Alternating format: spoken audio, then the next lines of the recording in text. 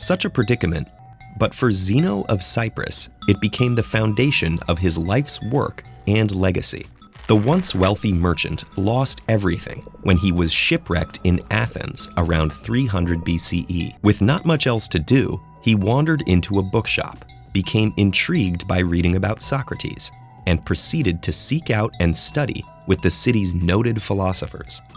As Zeno began educating his own students, he originated the philosophy known as Stoicism, whose teachings of virtue, tolerance, and self-control have inspired generations of thinkers and leaders. The name Stoicism comes from the Stoa Poikile, the decorated public colonnade where Zeno and his disciples gathered for discussion. Today, we colloquially use the word stoic to mean someone who remains calm under pressure and avoids emotional extremes. But while this captures important aspects of Stoicism, the original philosophy was more than just an attitude.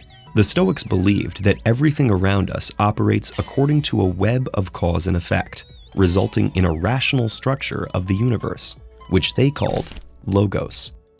And while we may not always have control over the events affecting us, we can have control over how we approach things. Rather than imagining an ideal society, the Stoic tries to deal with the world as it is, while pursuing self-improvement through 4 cardinal virtues. Practical wisdom, the ability to navigate complex situations in a logical, informed, and calm manner. Temperance, the exercise of self-restraint and moderation in all aspects of life. Justice, treating others with fairness even when they have done wrong. And courage, not just in extraordinary circumstances, but facing daily challenges with clarity and integrity. As Seneca, one of the most famous Roman Stoics, wrote, "Sometimes even to live is an act of courage." But while Stoicism focuses on personal improvement, it's not a self-centered philosophy. At a time when Roman laws considered slaves as property, Seneca called for their humane treatment and stressed that we all share the same fundamental humanity. Nor does Stoicism encourage passivity. The idea is that only people who have cultivated virtue and self-control in themselves can bring positive change in others. One of the most famous Stoic writers was also one of Rome's greatest emperors.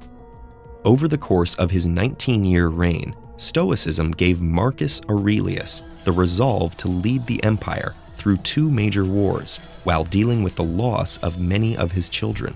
Centuries later, Marcus's journals would guide and comfort Nelson Mandela through his 27-year imprisonment during his struggle for racial equality in South Africa. After his release and eventual victory, Mandela stressed peace and reconciliation, believing that while the injustices of the past couldn't be changed, his people could confront them in the present and seek to build a better, more just future. Stoicism was an active school of philosophy for several centuries in Greece and Rome. As a formal institution, it faded away, but its influence has continued to this day. Christian theologians such as Thomas Aquinas have admired and adopted its focus on the virtues, and there are parallels between Stoic ataraxia, or tranquility of mind, and the Buddhist concept of nirvana. One particularly influential Stoic was the philosopher Epictetus, who wrote that suffering stems not from the events in our lives, but from our judgments about them. This has resonated strongly with modern psychology and the self-help movement.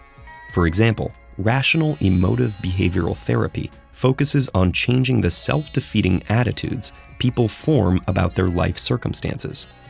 There's also Viktor Frankl's logotherapy. Informed by Frankl's own time as a concentration camp prisoner, logotherapy is based on the Stoic principle that we can harness our willpower to fill our lives with meaning, even in the bleakest situations.